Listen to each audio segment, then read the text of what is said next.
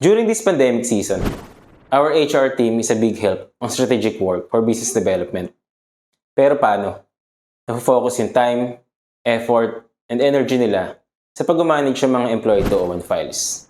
Pagka-time keep, pagka-payroll, and after the payroll, pagka-transfer ng mga computed payroll sa different government and company reports na kailangan natin every payout, every month, and every year. So kung part kayo ng HR team na nagsasource na ng different HRIS and payroll system, this video will help you identify and will give you a broader idea ano nga ba dapat yung mga i-consider at ano nga ba dapat yung mga kailangang hanapin para ma-serve ng HR systems ang purpose niya. So this is an introduction to HR technologies.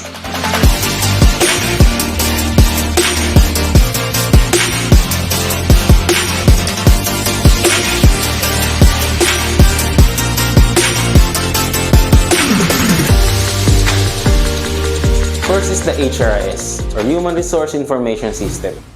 Ano yung HRIS? Number one, it is a centralized database para makapag-store and makapag-update yung mga buong HR team ng mga employee records. Bakit? Para updated yung bawat members ng HR team sa bawat movement and history ng mga 201 files. From employee info, mga HR records and government numbers, mga schedules ng employees, up to compensation and benefits ng employee like mga regular rates, allowances, at kung ano yung mga earnings na kasama sa package ng mga employees. Number 2, it is an instant report generator para sa mga analysis na ginagawa natin as HR for a better decision making. For example, kailangan nyo malaman balance pa ba yung mga employees per gender. Bakit? I think we have to maintain ratio stability of gender within the company. Kailangan nyo malaman, how's your retention rate? So, kailangan nyo ng report, ilan na yung employees nyo per tenure. Si HRIS na dapat ang magbibigay sa inyo nun in an instant. So, basically, dapat may pivot technology na dapat si HRIS since sobrang dami nating analysis na ginagawa based on employee records. Number 3, leave management. As HRs, kailangan natin i-monitor yung leave ng mga employees, not just the leave filing. Pero, every kailan ba kayo nakikredit ng leaves? On an accrual basis, ito yung every month. May na-earn si employee, or every anniversary, ito yung isang bagsak binibigay lahat ng leave earnings. Dapat ni employee for the whole year, once every anniversary niya. Or on a specific date, let's say, every January 1. Isang bagsak din binibigay lahat ng leave credits nila. On top ng mga yan, syempre reports for leave balances. And leave ledger para may detailed history tayo, kailan may na-earn, and kailan may nako-consume na leave si employee. Number 4, self-service. During this internet era, almost all of the software is web-based na.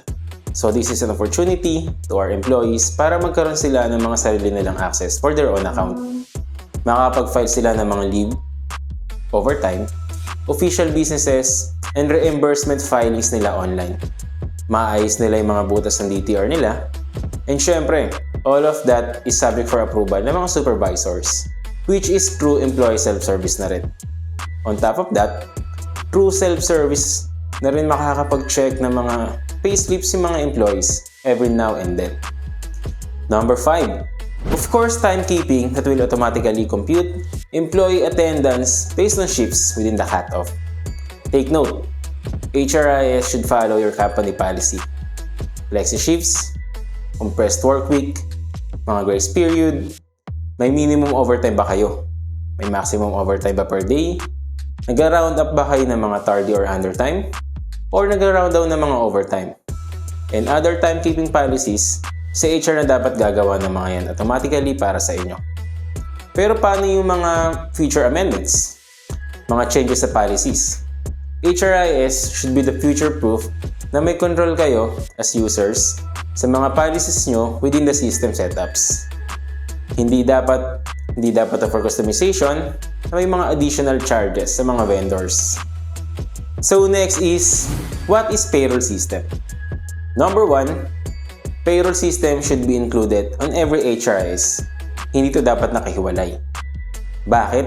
Kasi si payroll system, yung magkakalculate ng basic salaries ng mga employees like tardy, undertime, absent, overtime, night differentials based on timekeeping, which is part of the HRIS. Kung separate system sila, na kailangan nyo i-export for the timekeeping records, then kailangan nyo na namang i-import sa payroll system, it is very prone to errors since may manual intervention na nangyari.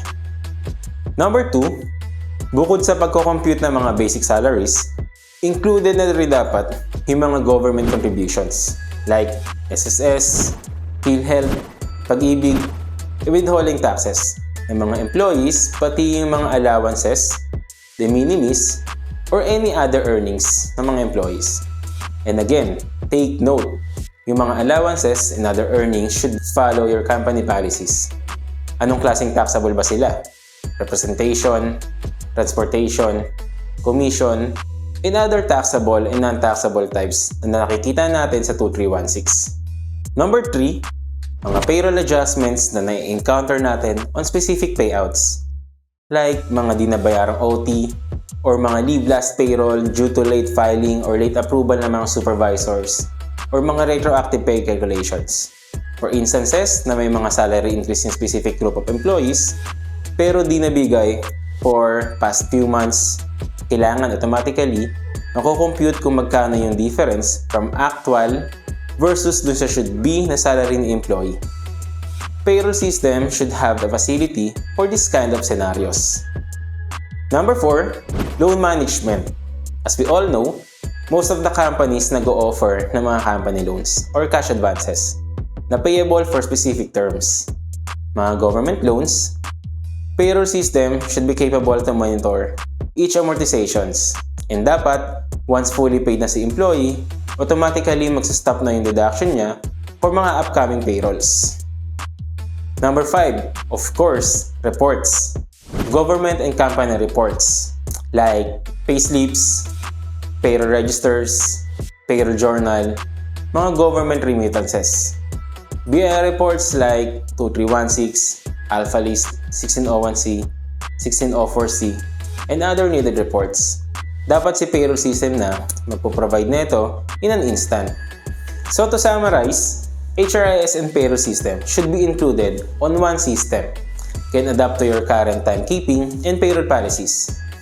Future-proof na configurable based on your company amendments.